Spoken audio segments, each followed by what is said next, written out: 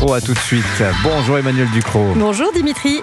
Bonjour à tous, et je n'ose pas dire bon appétit. Non, ne le dites pas, car vraiment, je pense que vous allez nous le couper. Est-ce que vous savez, chers auditeurs, qu'il est possible, depuis lundi, de manger des vers en Europe? Oui, la Commission européenne vient d'autoriser les industries alimentaires à incorporer de la poudre de larves dans certains produits. Oui, c'est un règlement du 20 janvier qui autorise la mise sur le marché d'une poudre de larves de Tenebrio molitor. C'est un petit coléoptère, sorte de petit scarabée, connu aussi sous le nom de ver de farine. Ça, c'est le nom de la larve.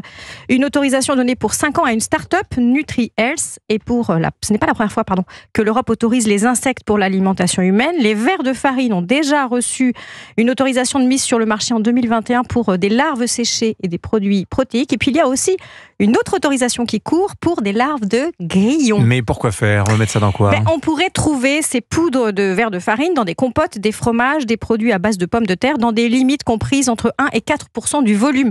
Alors, il y a deux raisons. D'abord, pour satisfaire une clientèle encore assez hypothétique, qui veut des protéines animales mais qui refuse l'élevage, ou alors pour des publics aux besoins alimentaires très spécifiques, comme les personnes âgées ou les sportifs, parce que ces protéines d'insectes sont très assimilables par l'organisme. Alors, on voit que sur les réseaux sociaux, cette autorisation, elle suscite une vague d'indignation. On le voit aussi chez certains politiques. Oui, sur le thème, on veut nous faire manger des insectes de force. Alors, je vais vous le dire tout de suite, c'est une panique totalement irrationnelle. Personne ne mangera des insectes de force ou sans le savoir. La présence de cette poudre d'insectes doit clairement être indiquée, comme tous les autres ingrédients sur le paquet, sous l'appellation poudre de larves entières de Tenebrio molitor, ver de farine traité aux UV. Donc c'est très explicite.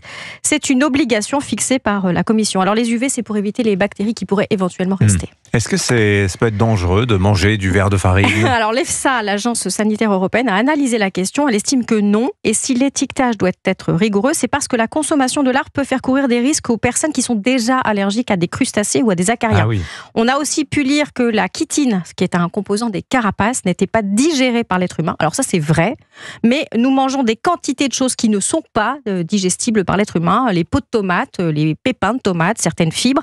Et ça n'est ni grave ni dangereux. Bon, on est équipé pour. Non, vous êtes là très rassurante, mais vous mangeriez, vous, des insectes? Ah bah vous, alors je pose la question aux auditeurs d'Europe 1. Alors, je vais peut-être goûter parce que je suis curieuse, mais la vérité, c'est que je ne vois aucun intérêt à le faire. Et la raison pour laquelle je n'ai pas envie, est purement culturelle.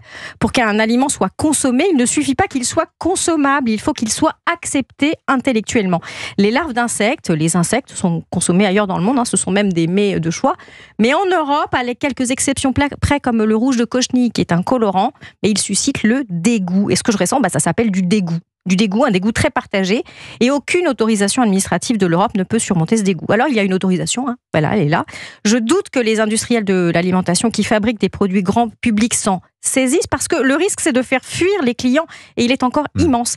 La meilleure preuve, c'est que depuis les dernières autorisations d'incorporer des insectes dans l'alimentation, il y a 4 ans, il ne s'est strictement rien passé. On avait un précurseur de la culture des insectes en France, une société qui s'appelle Insect avec un Y. C'était un chouchou de la presse pendant longtemps. Et elle est aujourd'hui en procédure de sauvegarde. Oui, on n'est pas prêt à manger On de n'est pas l'insecte. prêt. Bon, on va faire un pari, mais on n'est pas prêt. Non, on n'est pas prêt. J'ai un gros plan de la tête de Ténébrion Meunier, là, c'est beau. Non, oui, pourquoi pas. Il ne faut pas le regarder. Ne le regardons pas dans les yeux. Non, mais voilà, c'est sans danger, mais ça n'a pas un grand intérêt. Signature Europe 1, Emmanuel Ducrot. Merci Emmanuel.